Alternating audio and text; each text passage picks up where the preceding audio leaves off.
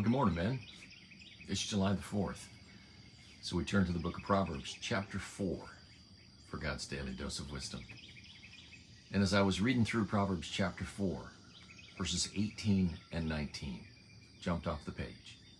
And they read like this. The path of the righteous is like the light of dawn that shines brighter and brighter until the full day. The way of the wicked is like darkness. They do not know over what they stumble. Okay.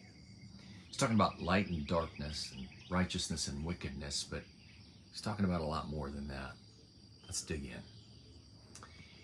in. Our house is built into a bit of a hillside, as many houses are. And we've got basement areas in our home, and we've got two rooms in particular that are built up into the side of the hill, and they have no windows at all. And if you go into those rooms and you close the doors and you shut off the lights, you can't see your hand in front of you. You ever been in a situation where the power goes out and the lights go off and you just can't see anything? And you're walking around and you're trying to find a flashlight or a candle or something in order to be able to orient yourself and be able to just walk through the room. You might stub your toe in the process. You might step on a Lego in the process, or you might step on a Lego even if the lights are on, but I digress. But as you're walking in the darkness, it's impossible to know direction or what you're stepping on or anything. And that's what the writer of this proverb is talking about. He's saying the way of the wicked is like darkness. They do not know over what they stumble. So why is it that people who are walking the way of the wicked are walking in darkness? What's that all about? Why is that the case? Well, the Apostle Paul wrote a letter to the church in Corinth. He wrote two letters, actually. He wrote three. We have two of them. And in 2 Corinthians chapter 4, verses 3 and 4, he writes something very interesting to the church in Corinth. And he says this.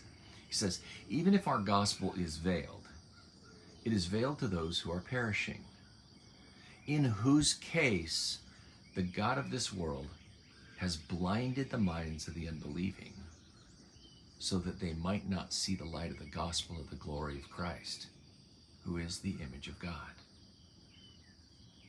Okay, we're getting a better understanding of what's going on here. Paul is saying that Satan, the god of this world, has blinded the minds of those who are perishing.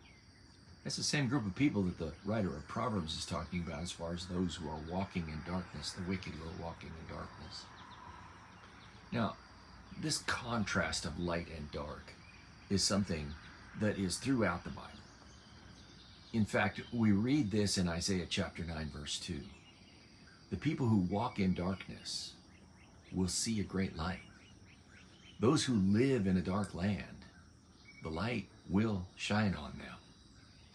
What's Isaiah talking about here? Well, he's prophesying the birth of Christ. Those who walk in darkness will see a great light. He's talking about the birth of Jesus, who's going to bring the light into the world. In fact, we read that in John chapter 1, verses 4 and 5. John writes, in him was life, and the life was the light of men. The light shines in the darkness, and the darkness did not comprehend it. Today's July 4th. It's our Independence Day. It's when we declared independence from England. And it was during a very dark time. There was a great deal of oppression. There was a lot going on in this country during that period of time that was not right. Much of it similar to what's going on today. A great deal of oppression. A very dark time. And what we need to understand is that our independence from England in some ways mirrors our declaration of independence from God when we were walking in the dark. We declared our independence from God. We didn't want to have anything to do with him. At least that's the way it was for me. I didn't want to have anything to do with God. I was independent from him, and I was walking in darkness. Today, on our Independence Day, I hope that we can declare our complete dependence on God, our independence from our old ways, our independence from walking in the darkness, because we are not only walking in the light, but we are called to be light ourselves. Paul writes to the church in Ephesus. He writes this in Ephesians chapter 5, verse 8. He says, "You were formerly darkness." Not only were we walking in the darkness, but we ourselves were the darkness. He says, "But now you are light in the Lord.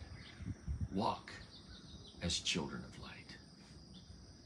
As we walk our independence from England about today, as we declare our independence from man, as we declare our independence from the darkness, I pray that we would walk as children of light, because it's all about what Jesus did and not about us at all. He is the light of the world. He is what needs to be seen. He is what needs to be received.